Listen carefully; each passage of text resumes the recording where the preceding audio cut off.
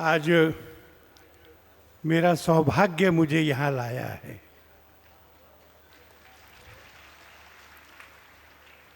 इतना अद्भुत कार्यक्रम लक्ष्मी नारायण देव उनके उस मंदिर में विराजने और प्राण प्रतिष्ठा के 200 वर्ष और उसके साथ साथ ही स्वयं श्री स्वामीनारायण जी का वहाँ विराजना भगवान का और 200 वर्षों की सतत पूजा। दर्शन करने भक्त आते हैं वो भी अपनी श्रद्धा उड़ेलते, भगवान की ऊर्जा है और उसने इस पूरे स्थान को पवित्र कर दिया है। यहाँ पे इस पंडाल में भी इस समय परम पूज्य सप्तम जगत गुरु कुबेराचार्य श्री अविचल देवाचार्य जी विराजमान है, परम पूज्य श्री राकेश प्रसाद जी विराजमान है, परम पूज्य श्री देव प्रकाश स्वामी जी, परम पूज्य कोठारी श्री संत वल्लभ स्वामी जी और परम पूज्य श्री नरोत्तम स्वामी जी, अन्य संतगण, उन सब की तपस्या से पवित्र हो रहा है ये पंडाल। और केवल भावनात्मक भक्ति नहीं, अपने मोक्ष के लिए नहीं, यहाँ आरोग्य के लिए बड़े काम। मैंने पढ़ा कि यहाँ मल्टी स्पेशलिटी हॉस्पिटल है और उसमें कहीं कोई बिलिंग काउंटर नहीं है, सब तरह का इलाज फ्री होना। किसको चाहिए किसको जाएगा ये पता न करते हुए सब मानवों का रक्त एक है, इसलिए रक्तदान, अंग जिनके विकलांग हैं उनके लिए अंग, घर पर चिकित्सा, जिसको जिसकी आवश्यकता है, पैरों में चप्पल, जैकेट, ब्लैंकेट, काम करने के लिए सिलाई मशीन जैसा।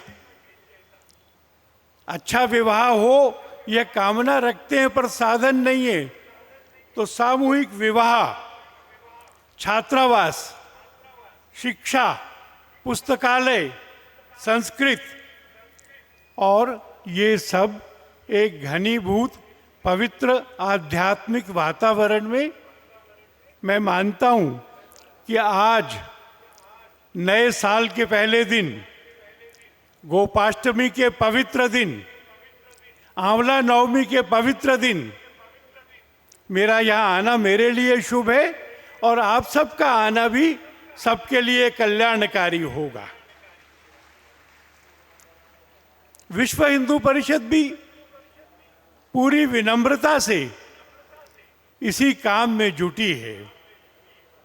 हमारे अनुसूचित समाज के भाई, शेड्यूल्ड कास्ट और शेड्यूल्ड ट्राइब के लोग, उनके लिए सेवा के काम करना, छात्रावास, उनकी शिक्षा, उनकी तकनीकी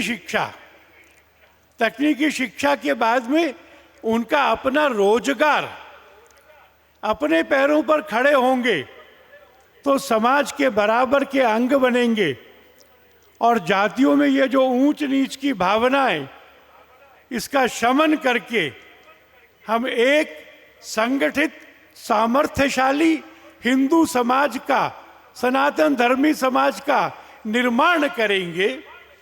और मैं कहूं कि इतनी बड़ी संख्या देख करके मुझे विश्वास हो रहा है कि आप सब संतों के आशीर्वाद से हिंदू समाज की यह संगठित, सामर्थ्यशाली, बलशाली शक्ति संतों की इस भविष्यवाणी को सत्य करेगी कि विश्व में यह शताब्दी हिंदू की शताब्दी है, भारत की शताब्दी है।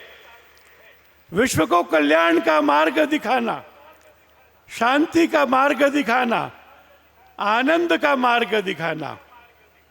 आनंद ऐसा जो आता जाता नहीं है, अंतर से उपजता है और बना रहता है।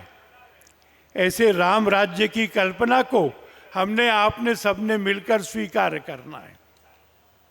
ये पूरा क्षेत्र ऐसा है जिसमें धर्मांतरण के अनेक प्रयोग हो रहे हैं, अनेक प्रयास हो रहे हैं, छल से भी हो रहे हैं, लालच से भी हो रहे हैं।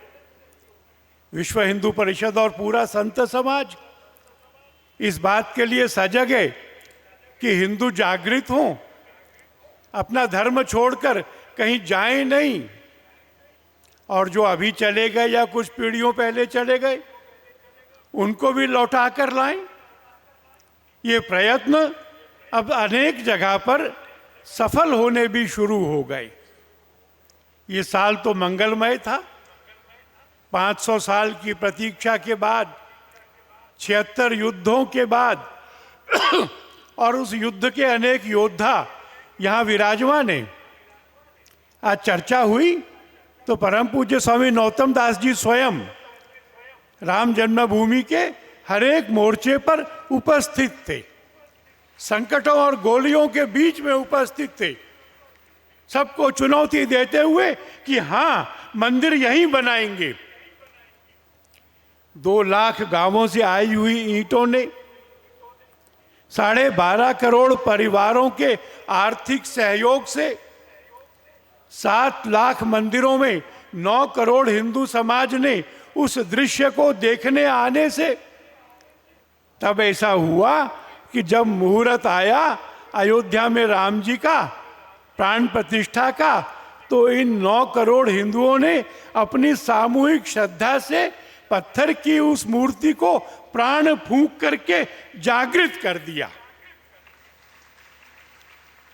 अब उनके आशीर्वाद हमारे साथ में है, अब उनकी उपस्थिति है।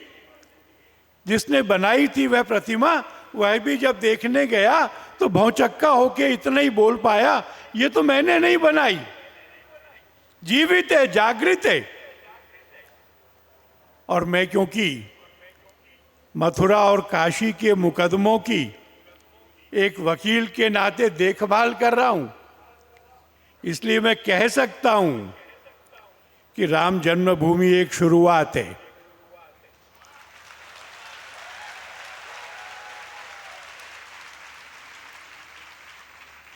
जिनको भगवान ने 10 वर्ष की आयु दी है अभी और, तो हम आपको काशी और मथुरा में भी प्राण प्रतिष्ठा के लिए निमंत्रण कर सकेंगे। केवल एक छोटी सी बात कह के पूरा करूंगा। मुझे 10 मिनट का समय दिया था उसके अंदर, और वो बात ऐसी है कि एक बहुत बड़े घर की लड़की एक मुसलमान के साथ चली गई। कार्यकर्ताओं ने लौटा कर लाए। बाद में मुझे बताया कि हमने उससे पूछा, बेटी तू क्यों गई उस साधारण से घर में उस लड़के के पास? कहने लगी, मैं बहुत अच्छे घर की हूं, आप ठीक कह रहे हैं। नए मॉडल की कार चाहिए थी, नए मॉडल का फोन मांगूं, नए ज्वेलरी मांगूं, तो मैं पिताजी के मैनेजर को बताती थी, मुझे उपलब्ध होता था। पर 22 साल की उम्र में आज तक मेरी माँ ने, मेरे पिता ने, मेरे किसी रिश्तेदार ने, मेरे किसी अध्यापक ने मुझे हिंदू धर्म के बारे में कुछ नहीं बताया था। और उस लड़के के यहाँ जाती थी, माँ चूल्हा जलाकर रोटी पकाती थी, वहाँ बुलाकर बिठा लेती थी, मुझे कुरान के बारे में बताती थी, हजरत मोहम्मद के बारे में बताती थी। अगर मुझे कुछ अच्छा पता है तो मुसलमान धर्म का पता है, हिंदू धर्म के बारे में कुछ पता नहीं है।